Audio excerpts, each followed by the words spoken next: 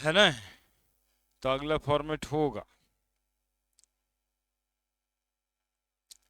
ये देखिए, Q plus W work done बराबर माइनस पी डेल्टा भी, डेल्टा यू बराबर Q माइनस पी डेल्टा भी।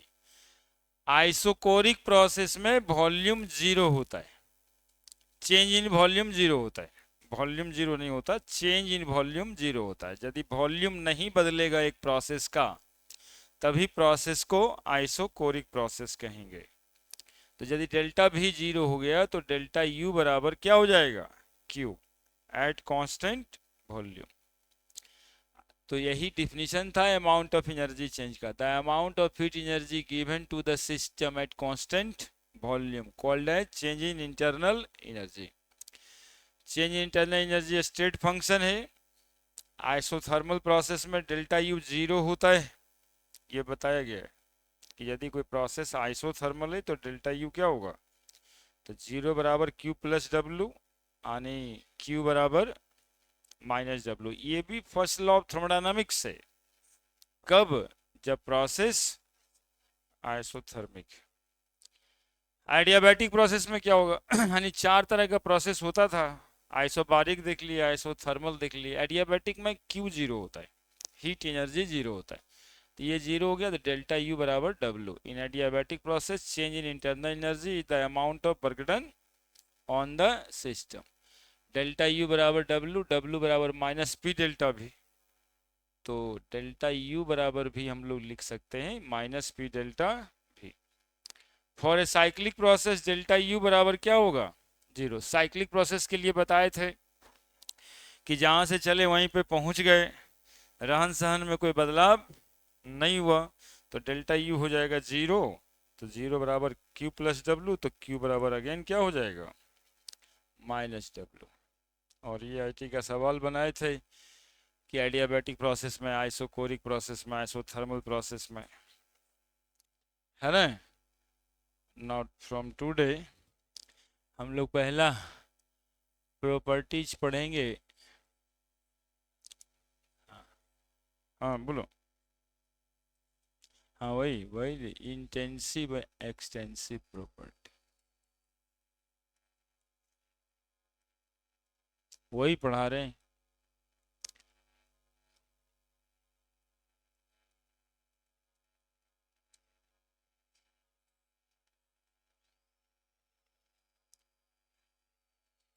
इंटेंसिव एंड एक्सटेंसिव प्रॉपर्टी छूटा नहीं है, उसके बाद ही है, लगातार ही है, सब थोड़ा आगे पीछे होता है ना।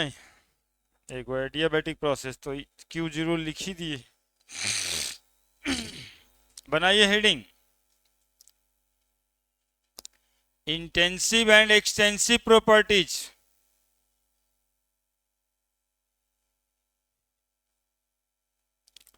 इंटेंसिव है, इंटेंसिव मास इंडिपेंडेंट, है ना। देखो इंटेंसिव याद रखना कैसे, मास इंडिपेंडेंट, मास इंडिपेंडेंट प्रॉपर्टीज को इंटेंसिव प्रॉपर्टीज कहते हैं। यानी एक्सटेंसिव कहते होंगे मास डिपेंडेंट प्रॉपर्टीज को। जो प्रॉपर्टी मास पे डिपेंड करता है उसको क्या कहते होंगे, एक्सटेंसिव प्रॉपर्टीज कहते हैं। Those properties of the system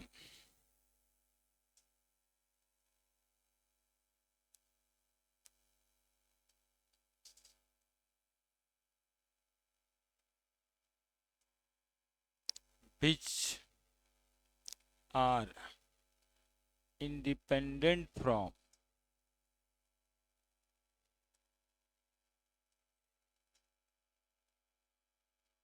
material content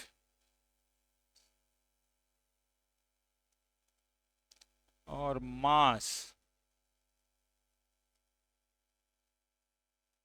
of the system called as intensive properties। याद रखने के लिए तुकबंदी करना है, इंटेंसिव इंडिपेंडेंट, है ना। इंटेंसिव, मास इंडिपेंडेंट। ये तर्क से इसको याद रखना है। कैसा प्रॉपर्टी होगा इंटेंसिव प्रॉपर्टी? तो मास इंडिपेंडेंट होगा, जो मास पे डिपेंड नहीं करता, है ना। जैसे temperature,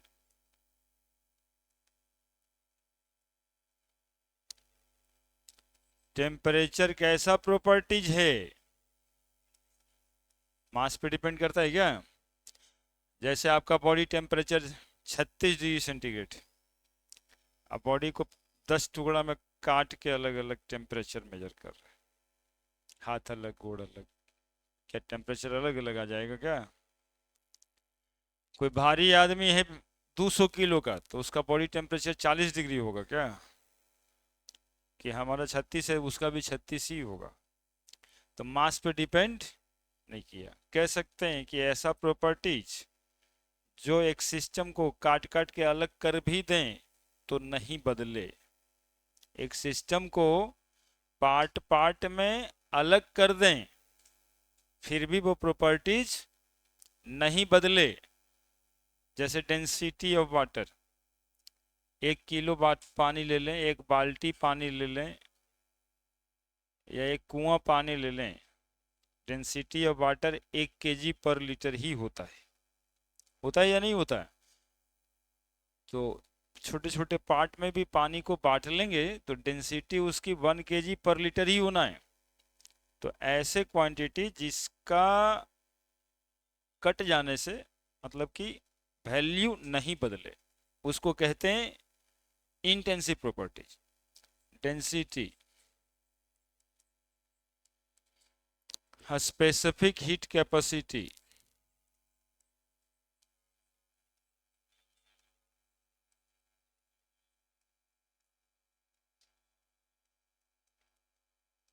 molarity,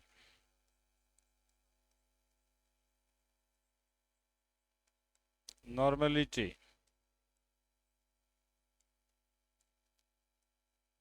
surface tension, viscosity, refractive index,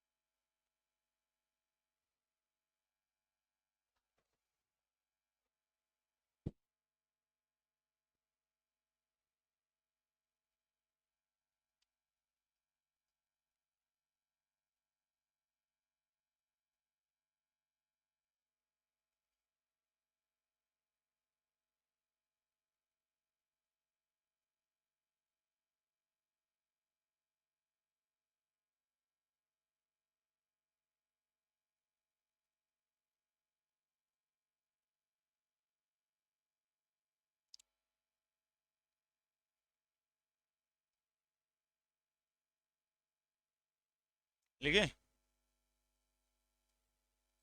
Intensive properties are those properties which does not change after cutting the system। ये आपके समझने के लिए सिर्फ लिखे हैं। After cutting the system, cutting का मतलब है सिस्टम को पार्ट पार्ट में बांट देना। जैसे पानी लिए और पानी को 1 किलो पानी में 100-100 ग्राम करके 10 जगह पे रख दिए, तो क्या पानी की डेंसिटी 10 जगह पे चेक करेंगे तो अलग अलग आएगा क्या? तो सेम ही आएगा। That is why they called intensive property. Density of water does not depends upon either it is 100 ग्राम और 1 किलो, है ना। तो ऐसे प्रॉपर्टीज ऑफ सिस्टम को इंटेंसिव प्रॉपर्टीज कहते हैं। ये शायद बचपन में पढ़े हैं 10वां में। रिफ्रैक्टिव इंडेक्स ग्लास का होता था, कितना ग्लास का होता था ये नहीं था। कोई ग्लास है तो उसका रिफ्रैक्टिव इंडेक्स 1.5 होगा, है ना। चाहे ग्लास का अमाउंट कुछ भी हो, इससे कोई मतलब नहीं था। ऐसा नहीं था कि 100 ग्राम ग्लास है तो रिफ्रैक्टिव इंडेक्स 1.5 होगा और 200 ग्राम होगा तो रिफ्रैक्टिव इंडेक्स 3 होगा, है ना। तो बस एक ना कोई एक एग्जाम्पल दिमाग में सेट कर लीजिएगा। जो सेट करवाए टेम्परेचर के लिए सेट करवाए, आदमी काट दिए 10 पीस में, टेम्परेचर सबका सेम ही है। डेंसिटी 1 किलो पानी को 10 जगह 100 ग्राम रख दिए, डेंसिटी सेम ही है। रिफ्रैक्टिव इंडेक्स शीशा चाहे कितना बड़ा भी हो, रिफ्रैक्टिव इंडेक्स सेम ही है। तो ऐसी प्रॉपर्टीज को इंटेंसिव प्रॉपर्टीज कहते हैं। मास इंडिपेंडेंट, इंटेंसिव तुकबंदी करना, मास इंडिपेंडेंट इंटेंसिव, इंडिपेंडेंट इंटेंसिव। हो गया याद? कैसा होगा इंटेंसिव प्रॉपर्टीज? जो सिस्टम के मास पे डिपेंड नहीं करे। Next extensive properties.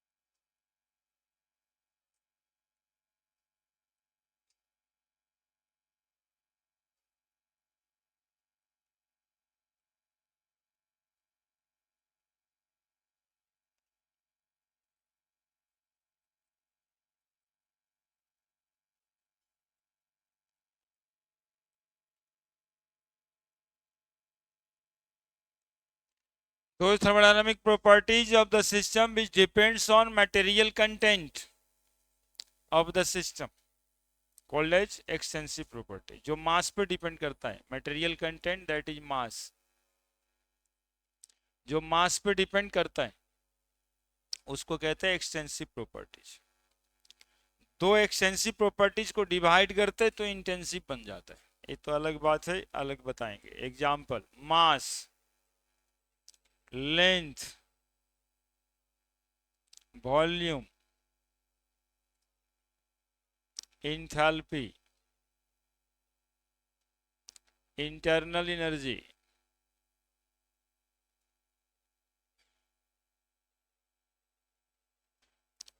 Entropy, gives energy. These are extensive properties. Note, let two quantity say P and Q are extensive properties, then P बटा Q बराबर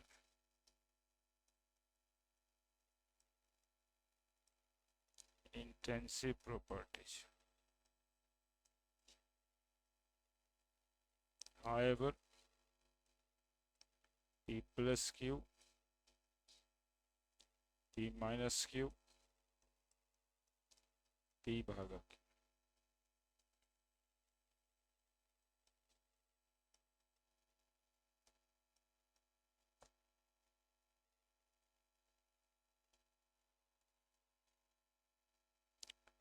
लिखिए पहले फिर समझाते हैं। क्या लिखें? इंथैल्पी गिब्स एनर्जी ब्रैकेट में मास, मटेरियल कंटेंट का मतलब मास।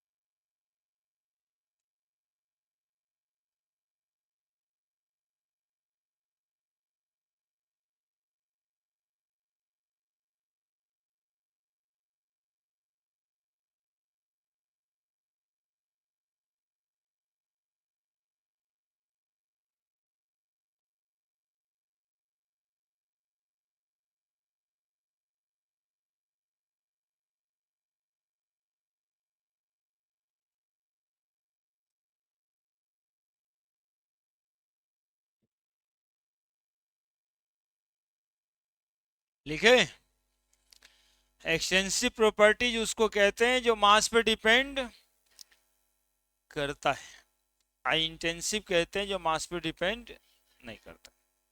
इसका एग्जांपल खुद मास, मास पे तो मास पे डिपेंड करेगा ही। लेंथ, जितना बड़ा लेंथ होगा उतना ज्यादा मास आएगा। वॉल्यूम, अब देखो यहां लिखे लेट टू क्वांटिटी से P and Q R extensive properties. P और क्यू दो क्वांटिटी जो है वो एक्सटेंसिव है, तो P भागा Q क्या बन जाएगा? इंटेंसिव। हाउएवर P जोड़ Q, P minus Q, P गुना Q एक्सटेंसिव ही रहेगा। कैसे, जरा देखो, मास बटा वॉल्यूम क्या कहलाता है? बताओ, डेंसिटी कैसा क्वांटिटी था? तो मास कैसा क्वांटिटी है? एक्सटेंसिव। वॉल्यूम कैसा क्वांटिटी है? एक्सटेंसिव। डेंसिटी कैसा क्वांटिटी हो गया?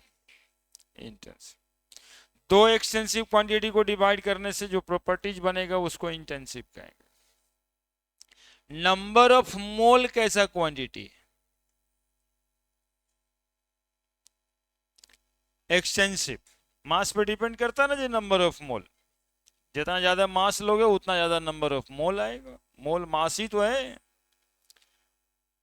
तो number of mole extensive properties, volume extensive properties, और नंबर ऑफ मोल बटा वॉल्यूम को कहते हैं मोलरिटी। याद है? तो नंबर ऑफ मोल कैसा क्वांटिटी है? एक्सटेंसिव। दो एग्जांपल नीचे लिख लोगे ऐसा करके। वॉल्यूम कैसा क्वांटिटी है? एक्सटेंसिव। मोलरिटी कैसा क्वांटिटी हो जाए? इंटेंसिव। दो एक्सटेंसिव क्वांटिटी को डिवाइड करेंगे, दो एक्सटेंसिव क्वांटिटी को डिवाइड करेंगे तो क्या बन जाएगा? इंटेंसिव। दो एक्सटेंसिव क्वांटिटी को डिवाइड करेंगे तो बन जाएगा इंटेंसिव।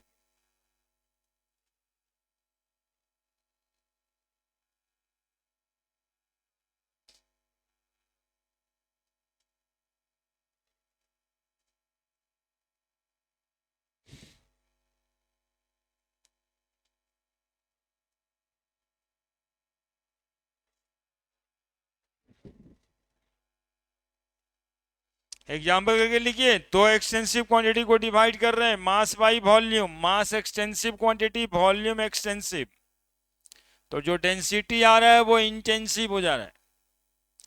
दो एक्सटेंसिव क्वांटिटी को डिवाइड करेंगे तो बन जाएगा इंटेंसिव। दो एक्सटेंसिव प्रॉपर्टीज को डिवाइड करेंगे क्या बन जाएगा? Intensive.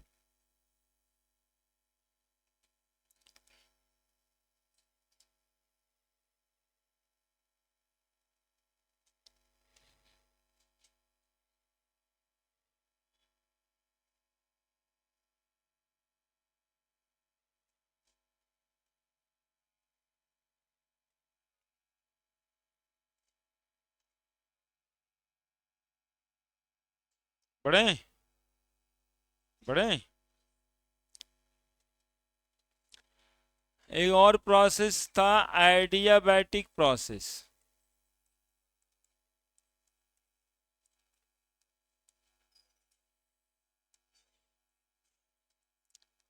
Process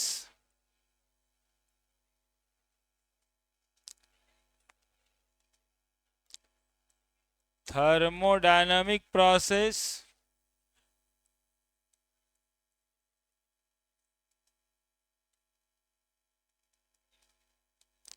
which occurs at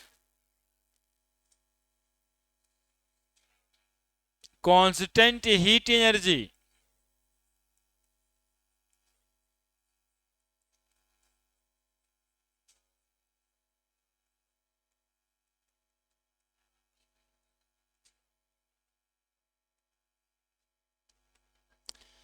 Thermodynamic process which occurs at constant heat energy called as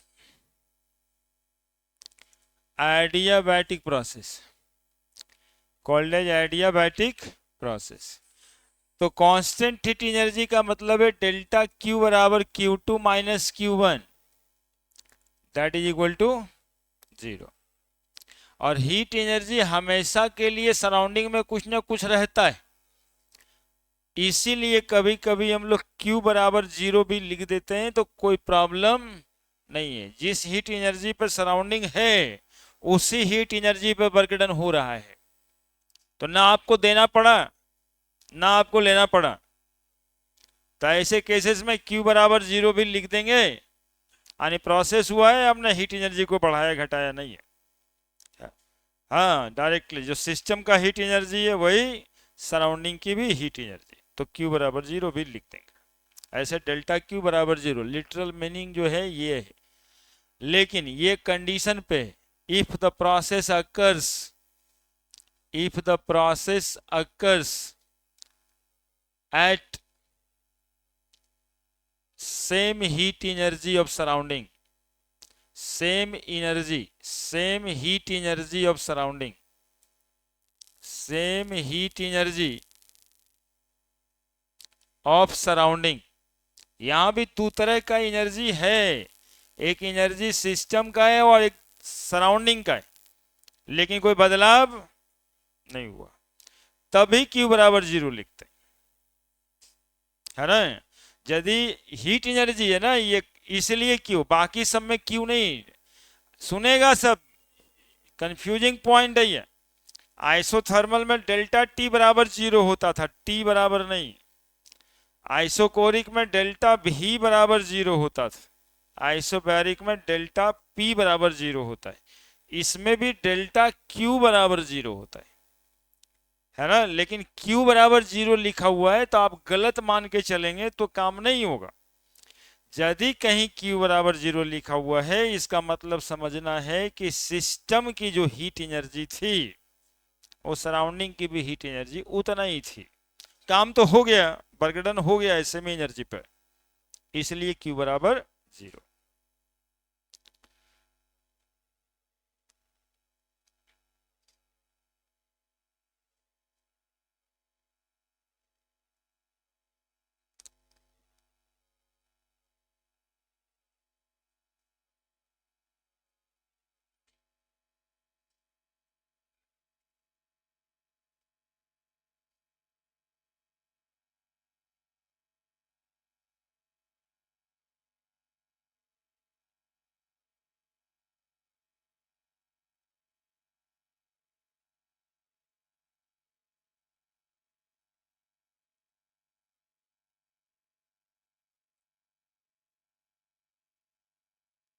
हम्म।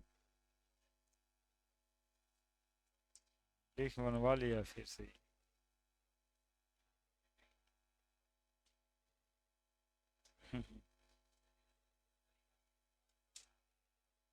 हम्म।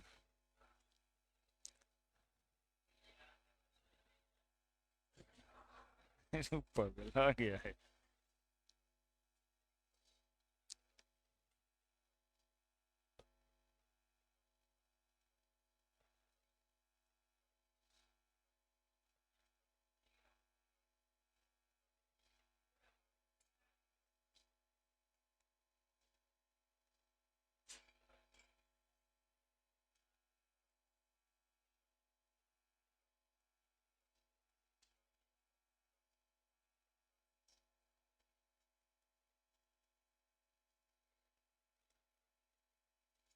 तो ग्राफ लिख के रखिए यहाँ पे। प्रेशर और वॉल्यूम का ग्राफ आप देखें बॉयल्स लॉ में, pressure inversely proportional to volume. Isothermal process का ग्राफ है ऊपर वाला, और यदि वही प्रोसेस एडियाबैटिक हो तो उसके नीचे वाला ग्राफ। क्यों नीचे चला जाता है इसका जवाब मिलेगा इस चैप्टर पढ़ते पढ़ते, बताएंगे।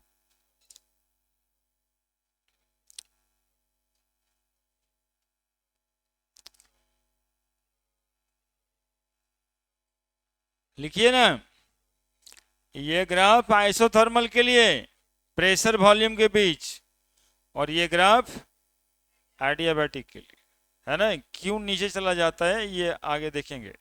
और वैसे टेम्परेचर और हीट के बीच रिश्ता आप लोग को हम बताएं जीरोथ लॉ ऑफ थर्मोडायनामिक्स में। हीट एनर्जी फ्लूइड होता है जो फ्लो करता है, और टेम्परेचर किसी बॉडी का डिग्री ऑफ हॉटनेस बताता है ना। हाँ जी, देखिए लिखे भी थे। कितना गर्म है आप?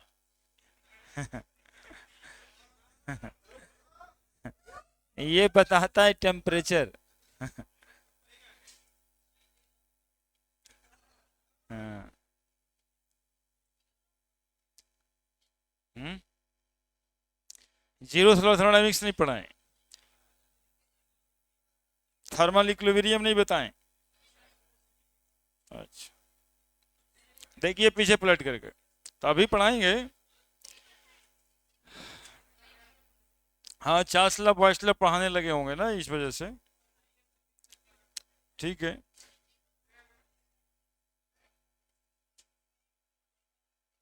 Next, temperature and heat energy.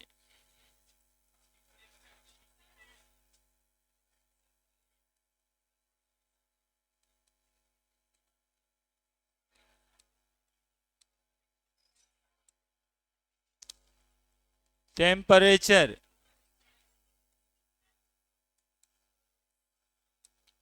देखिए टेम्परेचर किसको कहते हैं, सुनिएगा,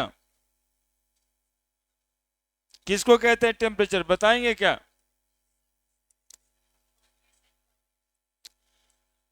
the physical quantity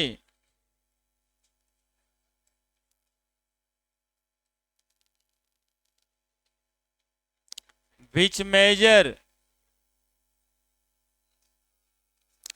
degree of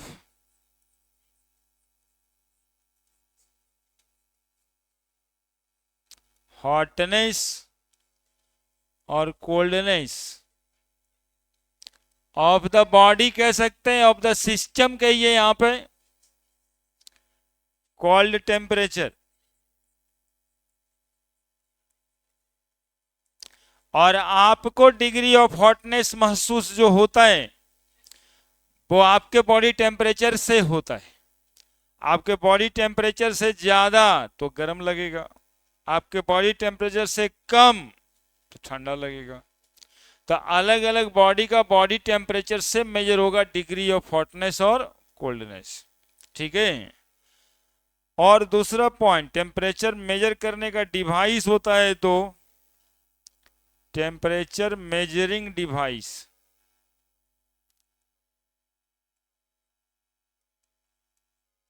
thermometer,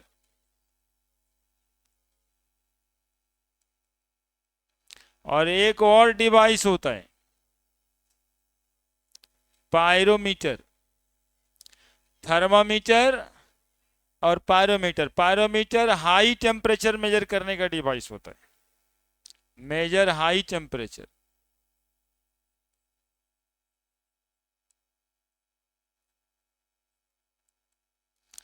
दो सौ, 400, 800, 1000 डिग्री सेंटीग्रेड मेजर करना है तो डिवाइस लगेगा पायरोमीटर। और एक बात जो आप बिल्कुल जानते हैं, टेम्परेचर का unit, unit of temperature kelvin में, और केल्विन डिग्री सेंटीग्रेड में अंतर होता है बच्चा। टेम्परेचर इन केल्विन सेंटीग्रेड बराबर 273 plus temperature in degree centigrade.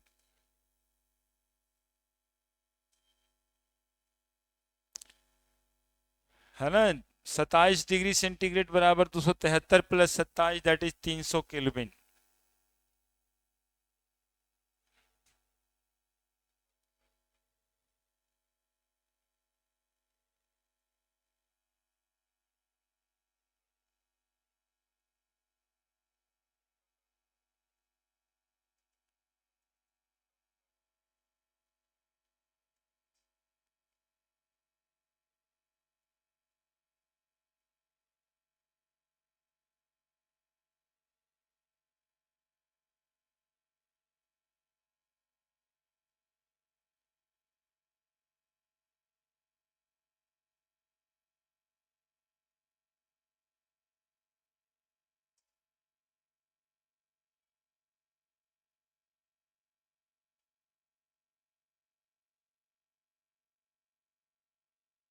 लिख दिए, लिख दिया।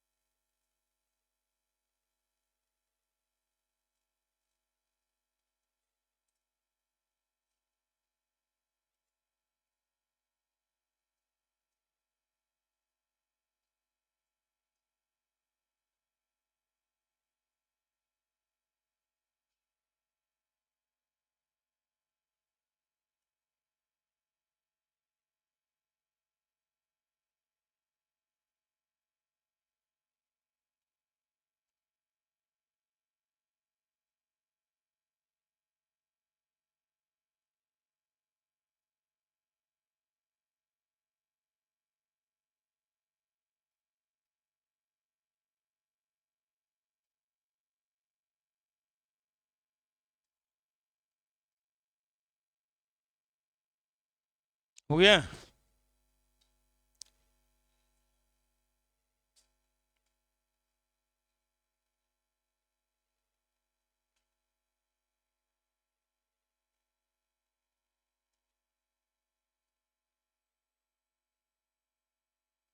बड़े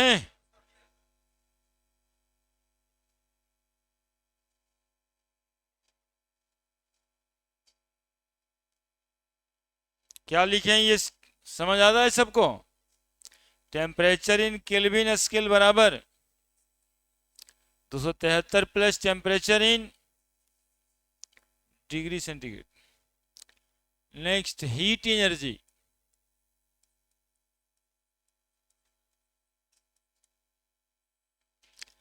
it is a fluid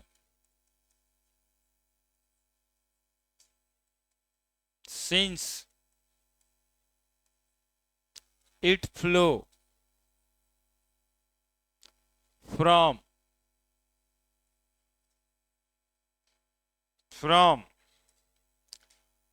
hot body temperature, from body at higher temperature to body at lower temperature।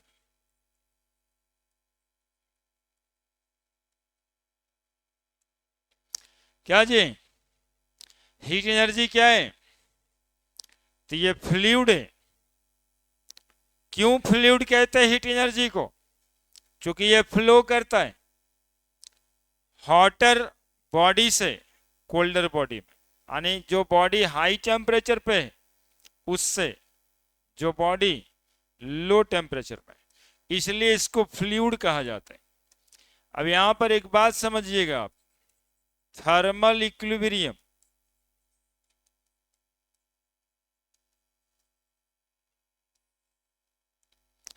कोई बॉडी ए कोई बॉडी बी, मान लेते हैं ये 50 डिग्री सेंटीग्रेड पे, ये 30 डिग्री सेंटीग्रेड पे। आप खुद ही से समझ रहे होंगे कौन हॉट बॉडी है कौन कोल्ड बॉडी है। तो heat energy flow from body A to body B कब तक? जब तक कि दोनों बॉडी का टेम्परेचर 40 डिग्री 40 डिग्री हो गया, सेम हो गया। सेम होने के बाद क्या हीट एनर्जी का फ्लो रुक जाएगा? नहीं, heat energy flow but net temperature not increase or decrease. That is the word equilibrium is established. Equilibrium का मतलब होता है अस्थिर हो गया, अब चेंजेस दिखाई नहीं देगा। लेकिन heat energy by nature fluid है, तो पानी को बहने से कोई रोका है क्या? तो रास्ता मिलेगा, फ्लो कर ही जाएगा, नहीं तो फिर पानी रुक जाएगा, है ना, चेंजेज ऑब्जर्व नहीं होगा। तो यहां पर भी वही है कि ये जो टेम्परेचर था वो हाई था, टेम्परेचर जो था लो था, तो हीट एनर्जी का flow from hot body to cold body वह कब तक हुआ? until both the body come at same temperature, then heat energy flow but their rate is equal, यानी जितना amount of energy body A से body B में जा रहा है उतना ही amount of energy body B से बॉडी ए में जा रहा है, यानी हीट एनर्जी का फ्लो दोनों ही तरफ से क्या दिखाया गया यहाँ पे? बराबर, यानी नेट, तंग नहीं करो, नेट हीट एनर्जी का फ्लो 0 हो गया, है ना, नेट हीट एनर्जी फ्लो कहीं नहीं कर रहा है। ऐसे स्टेट को, दो बॉडी के बीच जब ऐसा स्टेट आता है तो कहते हैं body is in thermal equilibrium, body is in thermal equilibrium. Thermal equilibrium को डिफाइन करना है, कैसे डिफाइन करेंगे? तो जो है वही लिखें, when two body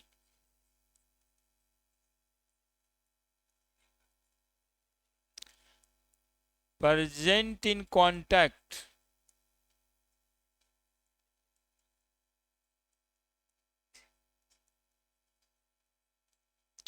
at the same temperature,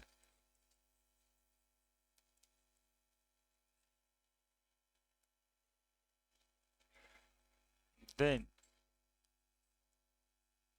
heat energy flow but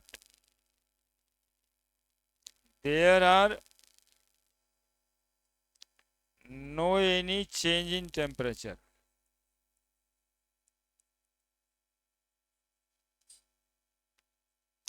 That is no net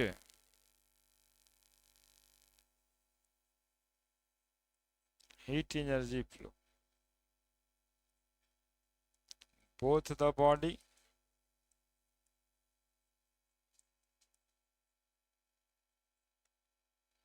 present in contact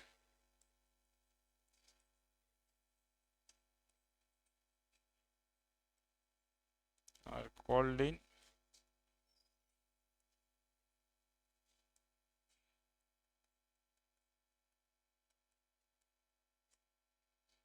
thermal equilibrium.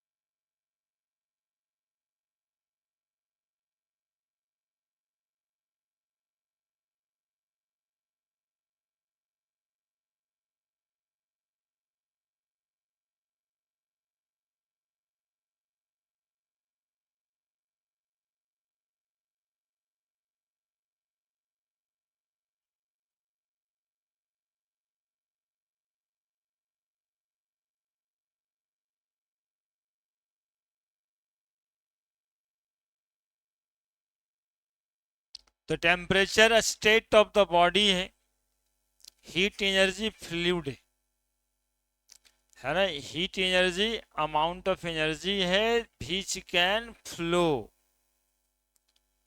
कहां से कहां, तो body at high temperature to body at low temperature. कब तक, जब तक कि दोनों बॉडी का टेम्परेचर सेम ना हो जाए।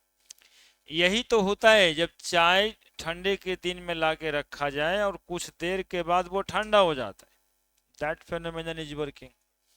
चाय का टेम्परेचर ज़्यादा है, सराउंडिंग का टेम्परेचर कम है, तो हीट अमाउंट एनर्जी फ्लो कर जाता है चाय से लेके सराउंडिंग तक।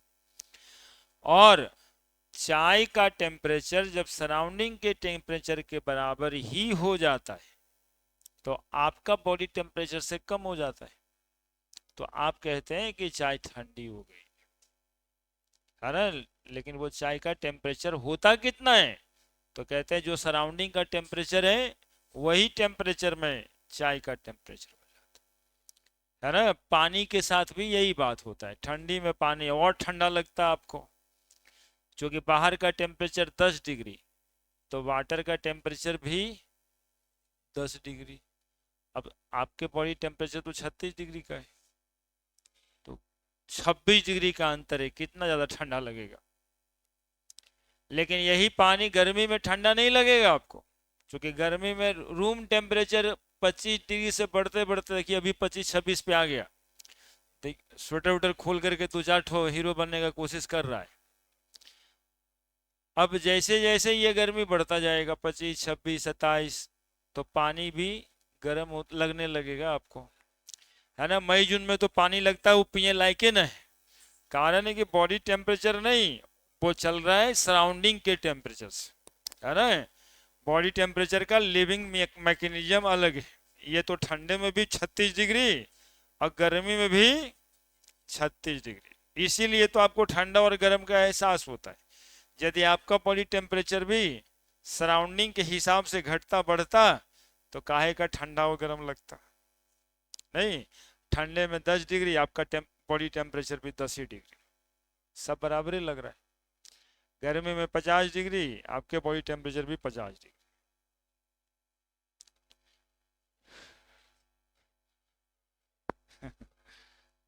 Now the zeroth law of thermodynamics.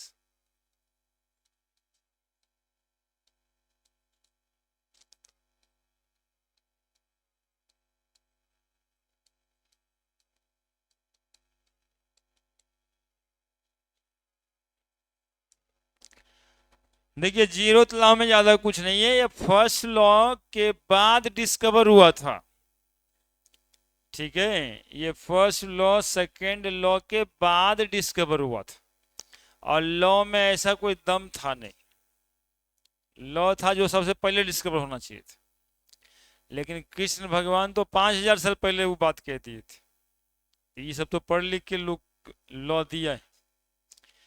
कहने का मतलब है कि इस लॉ में उतनी बातें थी नहीं जितनी कि इवॉल्व बातें होनी चाहिए, इसीलिए फर्स्ट लॉ से नीचे रख दिया, that is the name zero law, है ना। और इसमें सिर्फ टेम्परेचर और हीट एनर्जी के बारे में बात की गई है।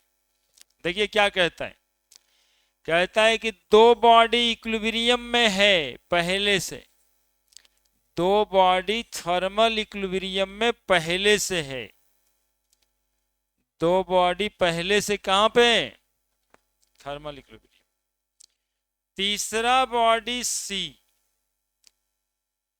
60 डिग्री, है ना, 70 डिग्री, उसके कांटेक्ट में रख दिए, किसके, बॉडी ए और बी का।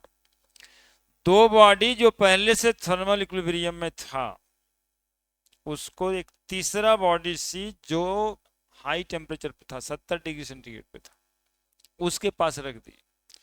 तो वो जो पहले से दो बॉडी ए बी था उसका थर्मल इक्विलिब्रियम रहेगा, बोलो रहेगा, डिस्टर्ब हो जाएगा ना, इसका थर्मल इक्विलिब्रियम क्या हो जाएगा, डिस्टर्ब हो जाएगा। क्यों, क्योंकि बॉडी सी से बी में हीट एनर्जी का फ्लो होगा,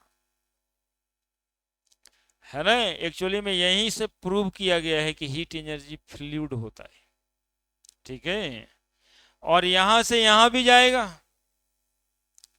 और फिर मिल बांट के यहां से यहां भी आएगा, या यहां से यहां भी जाएगा।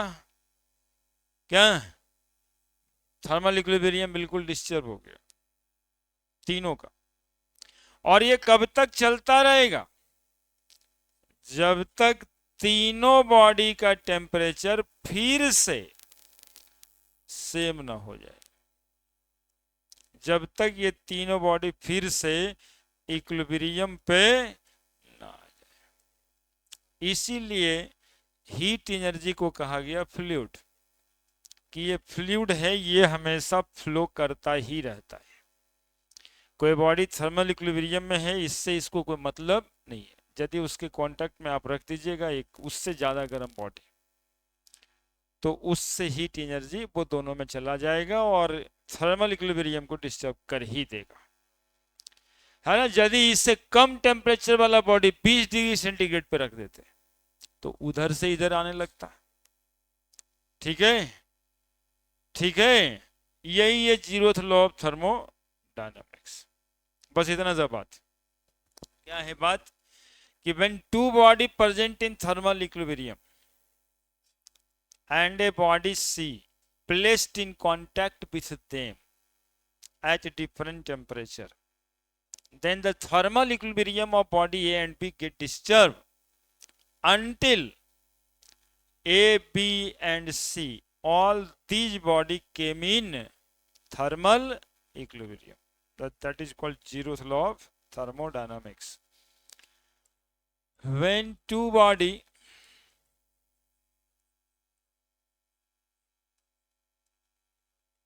A and B present in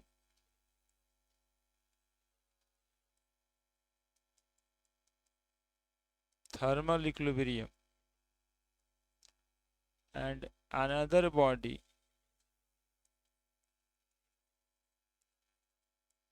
at different temperature,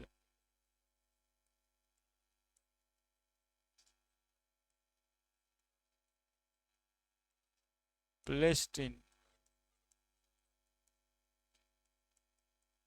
contact with them, then thermal equilibrium of body A and B get disturbed until all the three body A, B and C are came in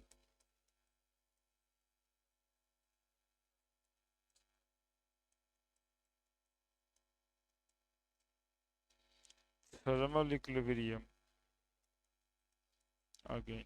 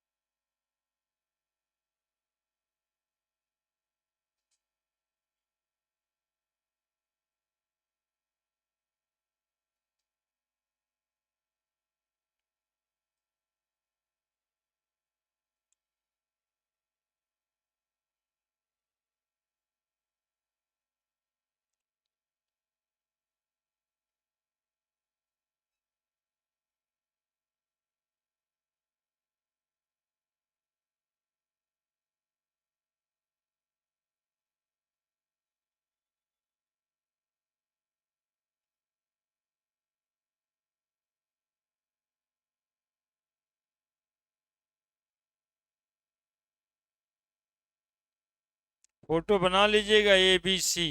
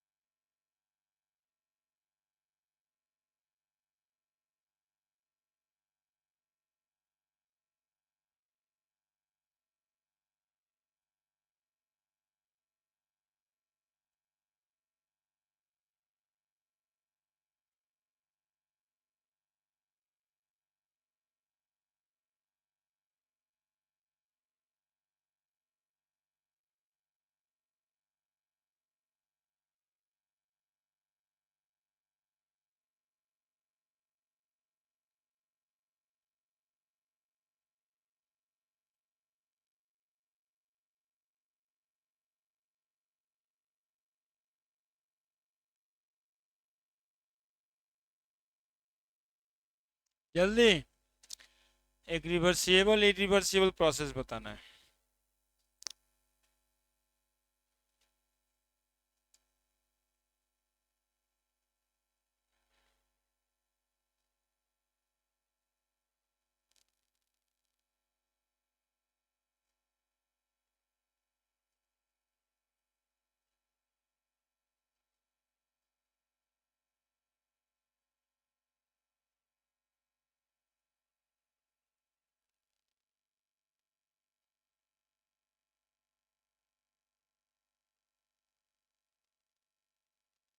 हो गया।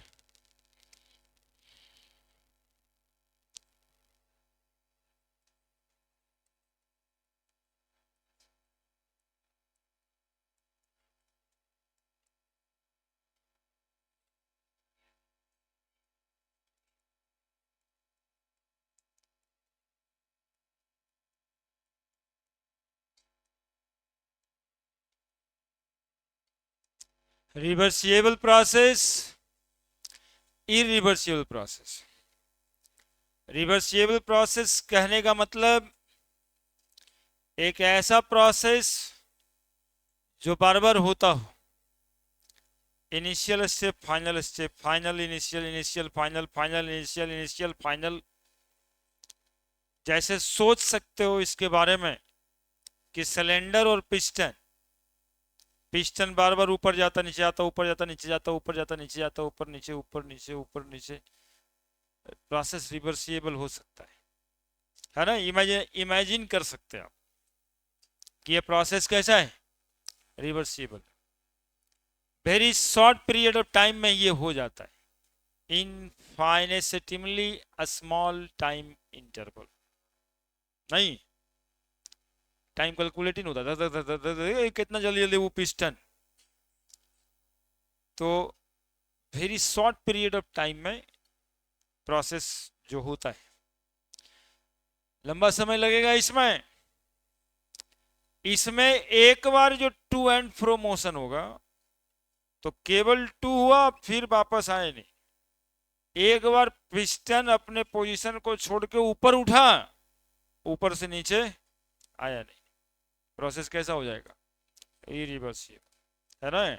अब इतना जोर से accelerator दबा दिए कि एक बार यदि पिस्टन उठा ऊपर तो रह गया उछले, वो अगर बात बंद, है ना।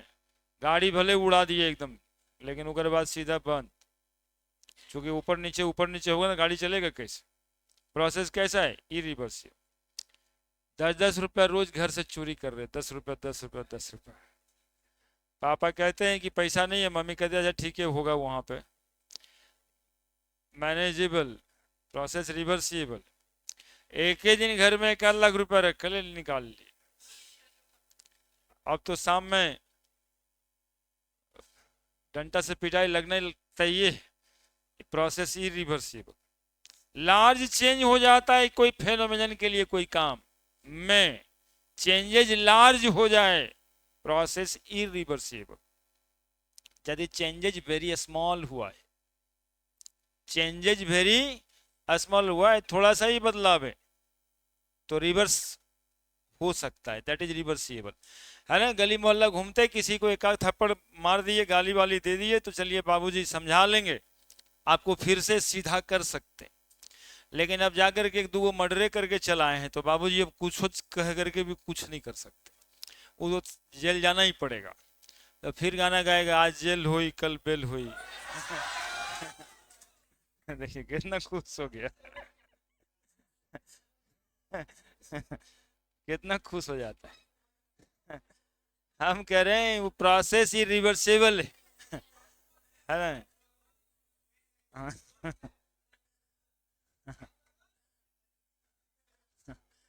तो कहने का मतलब है कि प्रोसेस जो इनिशियल से फाइनल, फाइनल से इनिशियल होता रहे, रिवर्सिबल। और जो एक बार बदलाव हो जाए और वापस वहां से यहाँ आए नहीं, क्या हो जाएगा, ये इरिवर्सिबल। कहते हैं कि रिवर्सिबल प्रोसेस में प्रोसेस होना है, तो एक न्यूटन साहब थे ना, वो कहे कोई प्रोसेस कैसे होगा, बिना फोर्स लगले कोई प्रोसेस होता है। कहे है ना जी कि जब तक कोई फोर्स लगेगा नहीं तब तक कुछ होगा नहीं, कोई ना कोई बाहरी बल लग ही रहा है। जैसे सुबह में उठना है, तो बिना फोर्स लगे सुबह में कोई उठ जाता है क्या। फोर्स दिमागी तौर पे है कि कोचिंग जाना है ना। दिमागी तौर पे है कि मम्मी उस समय में फोन करती है उठाने के लिए, सुतल अवजिया पहचान जाती है, अभी सुत के उठाए क्या रे। ये सब फोर्स ही तो है, उसके वजह से आदमी उठ जाता है, या उठने का नाटक तो कर ही लेता है कि ना ना जब उठे या 1 घंटा पहले से उठल रहे। फोर्स लगता है, इसी को फोर्स कहते हैं।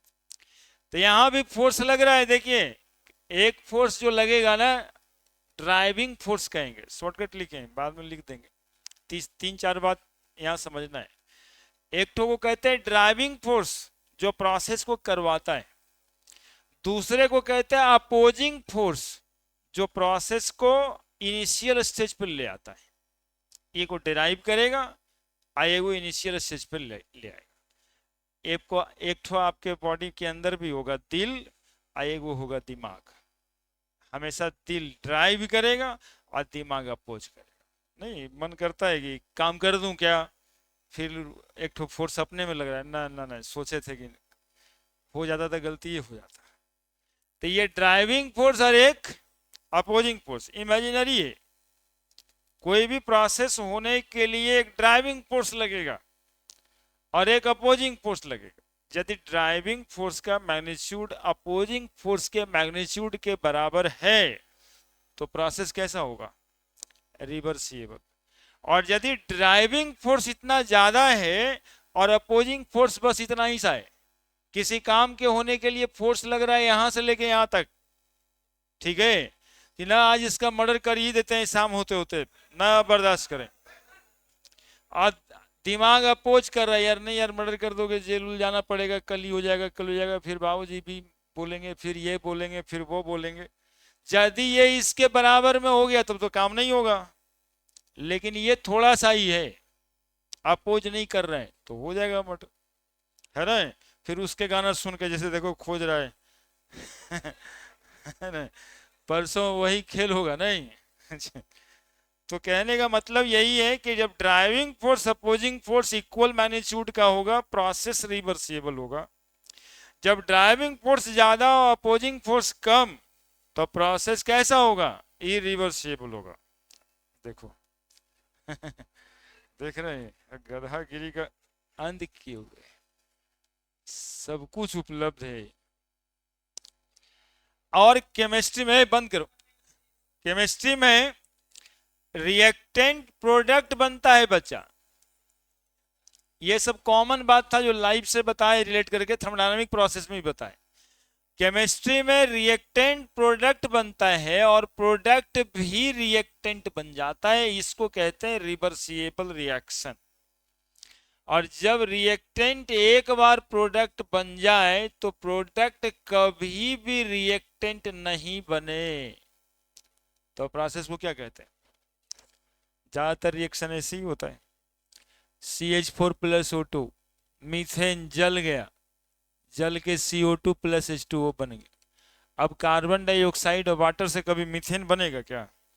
यदि बनता तो घर में एक LPG सिलेंडर खरीदाता और फिर पोता पोती तक उसी से काम करते रहता। नहीं, जितना CO2 H2O रोज बनता सब फिर से मीथेन बनी जाता, फिर से LPG बनी जाता वहां पे, तो क्यों खरीदते? लेकिन ऐसा नहीं होता, ये एक बार लॉस तो लॉस, ठीक है, ये खत्म हो जाता है। लेकिन एक रिएक्शन दो रिएक्शन बताएंगे, PCl5, ये देखो टूटेगा PCl3 प्लस Cl2 में, और फिर ये दोनों जुड़ के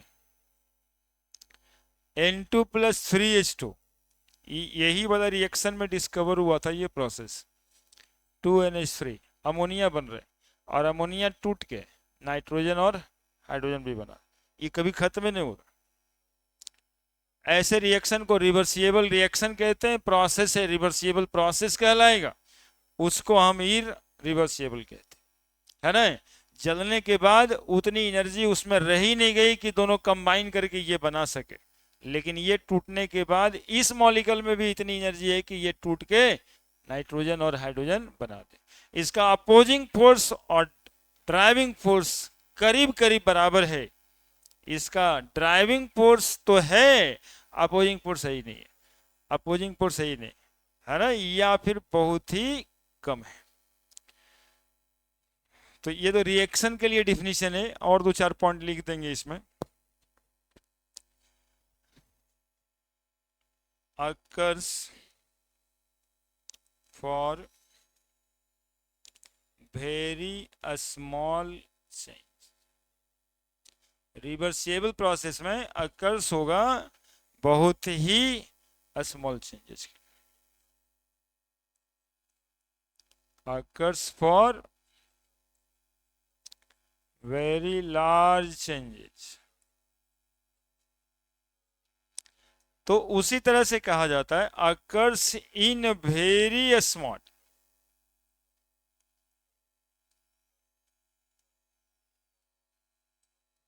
और short period of time interval.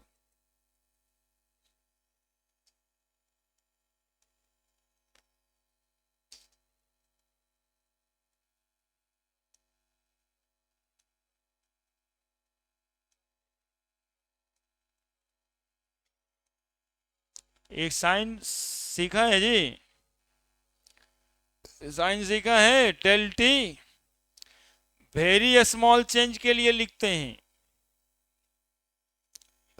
Very small, del लिखते हैं या फिर डी लिखते हैं। डी हम लोग केमिस्ट्री में इस्तेमाल नहीं करते क्योंकि डेंसिटी भी समझ जाते हो, इसीलिए डेल साइन का नाम होगा डेल, ठीक है, वो लार्ज चेंज के लिए। occurs in large period of time,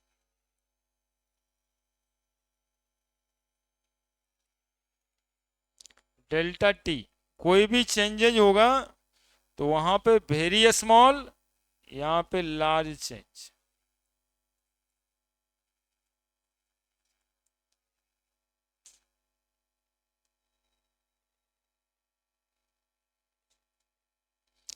यहां पे जो चेंज होता है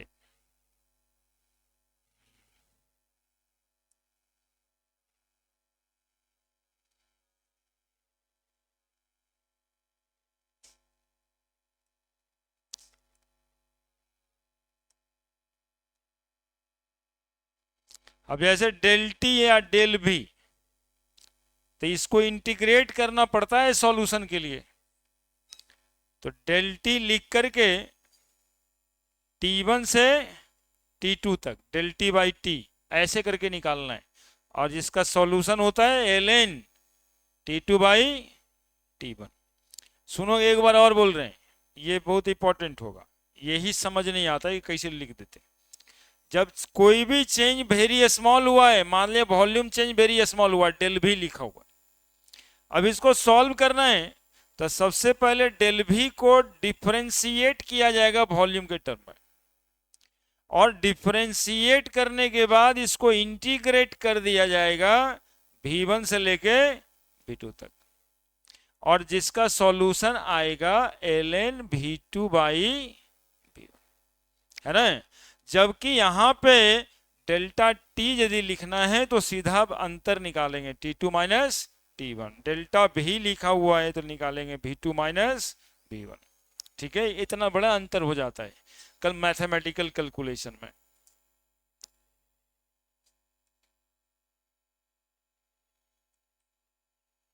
क्योंकि ये समय के साथ बदलते रहता है बच्चा, ये जो है ना हर पल बदलते रहता है, इसलिए कोई खास एक बार से दूसरा बार में बदलाव नहीं है, ये जैसे जैसे समय बीतता रहता है उस तरह से बदलता रहता है, और वैसे चेंजेस के लिए ही इंटीग्रेट करना पड़ता है, वैसे चेंजेस को ही घटा करके आप निकाल नहीं सकते। That is not absolute, not absolute changes, it will continuous changes. जैसे फिजिक्स में शुरुआत में ही शायद पढ़े थे आप ऐसा कि velocity in during 10 second, 10 second में वेलोसिटी का बदलाव कितना हुआ, और एक बात पढ़े होंगे velocity of car in 10 second, 10वें सेकेंड में कितना रहा होगा, है ना। तो एगो SNH फॉर्मूला होगा, एगो S बराबर UT plus half A T square होगा, एगो SN बराबर होगा, उतना ही अंतर है ना।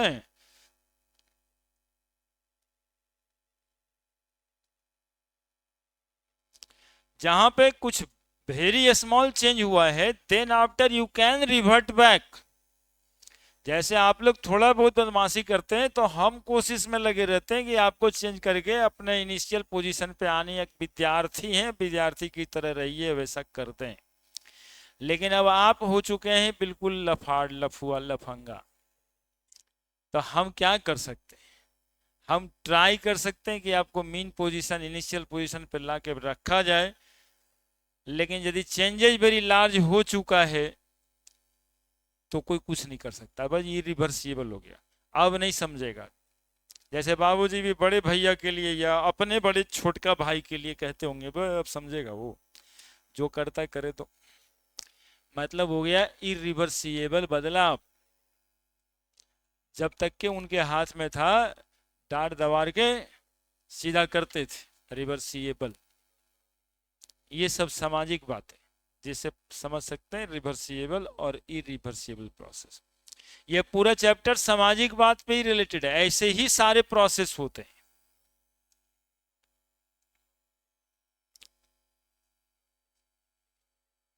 डेल भी वगैरह लिखे, काम आएगा आगे, बुझा रहे हैं।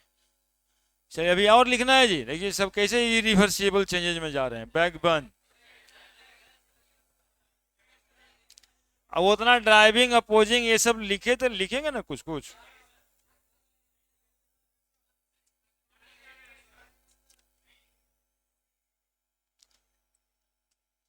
लिखे लिखे लिखे,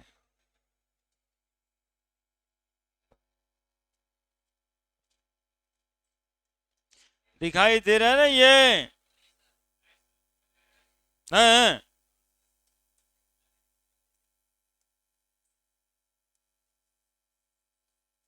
दिखाई नहीं दे रहा तो बोलना ना चाहिए जी।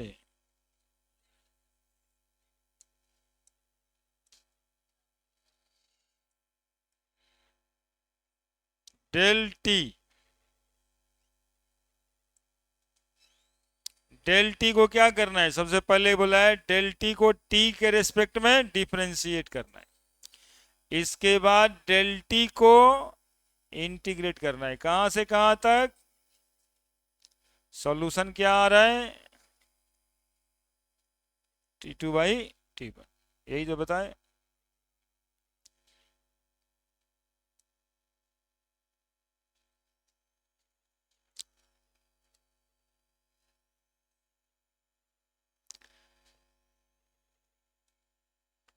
सिमिलरली यदि डेल भी लिखा हुआ है तो डेल भी बाई भी करना है। डेल भी बाई भी को इंटीग्रेट करना है। इसका सॉल्यूशन होगा ln V2/। ln का सॉल्यूशन कितना होता है जी? 2.303। ln का मतलब log T2/T1, 2.303 log V2/V1, है ना? क्या कहेंगे? When opposing force is almost equal to driving force, process is reversible. When driving force is far greater than opposing force, the process is irreversible. लिखिए जल्दी से।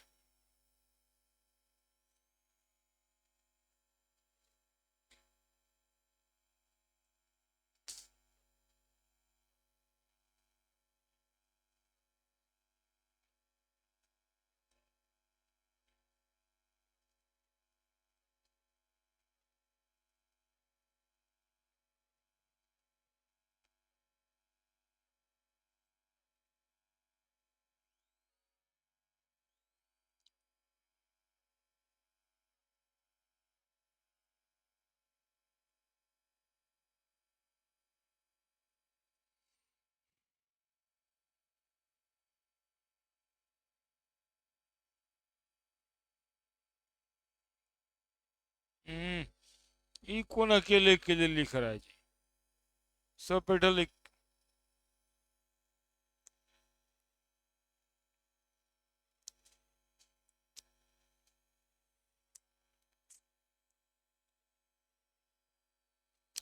when deriving force is almost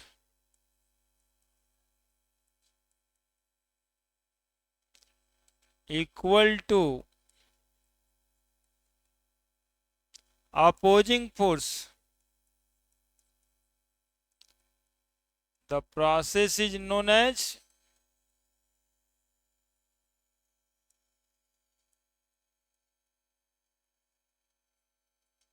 reversible.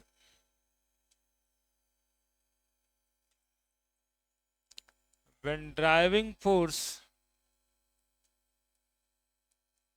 is very large,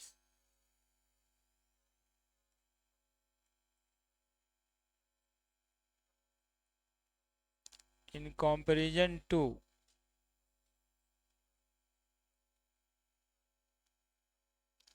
opposing force, the process is reversible. Work done जो होता है ना, work done during reversible process is maximum. Work done obtain in reversible process is maximum. सुनोगे कैसे? थोड़ा थोड़ा ही काम हो रहा है लेकिन बार बार हो रहा है।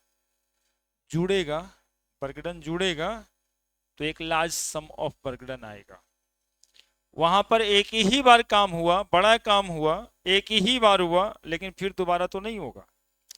अब चोरी करने वाली बात थी, 10-10 रुपए 20-20 रुपए रोज चोरी करते थे, पता नहीं चला घर में छवि ईमानदार वाला ही है, तो बाबूजी 2-4-5 बीघा लिख के ना जाएंगे, है ना? 1 लाख चोरी एक दिन किए तो घरे से बाहर कर दिए उसी दिन बाद की कहो तो 2-4 बीघा छूट गया ना। तो परकड़न जो है तो बेदखल कर दिए, तो बेदखल हो जाएंगे उसमें, इरिवर्सिबल में। और यहाँ पर तो सब कुछ आपका है भी और काम भी चल रहा है, तो रिवर्सिबल वर्क डन ज्यादा होता है, इरिवर्सिबल वर्क डन कम होता है, चाहे एक बार में कितना भी बड़ा बदलाव ना हो जाए, है ना। तो कहते हैं यार ये सब एग्जाम्पल देते हैं, ऐसे नहीं कि घर जाके आज से शुरू कर दीजिएगा चोरी वाला। रिवर्सिबल वर्क डन,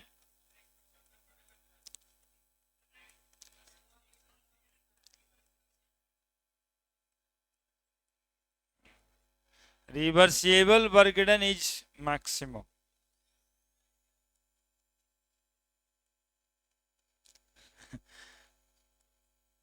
हाँ जैसे ये डे आ रहा है, बाबूजी से पूछ के 100 रुपये मांग लीजिएगा, तभी आगे मिलेगा। पूछिए ना एक बार कि पापा वैलेंटाइन डे आ रहा है।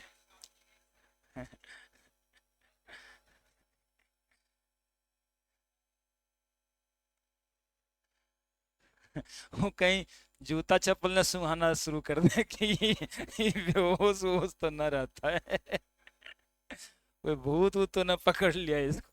कौन कौन डे बोलता है। Reversible work done is maximum, irreversible work done is lesser, है ना। ये repeated again and again, repeated again and again.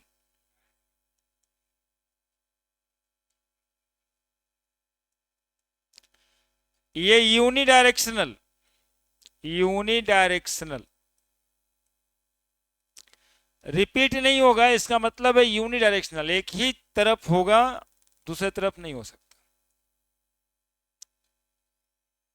लेकिन रिवर्सिबल प्रोसेस को कहा जाता है कि इट इज इमेजिनरी, है ना। यदि ये प्रोसेस हो रहा है तो आप इसको इमेजिन ही सीधा कर सकते हैं, नॉट आप इसको ऑब्जर्व कर सकते हैं। जैसे वो पिस्टन और सिलेंडर का एग्जांपल दे रहे हैं, तो आप इमेजिन नहीं कर रहे ना, बार बार बार बार धड़क रहा है, धक धक धक कर रहा है। That reversible process is imaginary, आप सोच सकते हैं कि ऐसा हो रहा होगा अंदर में, है ना।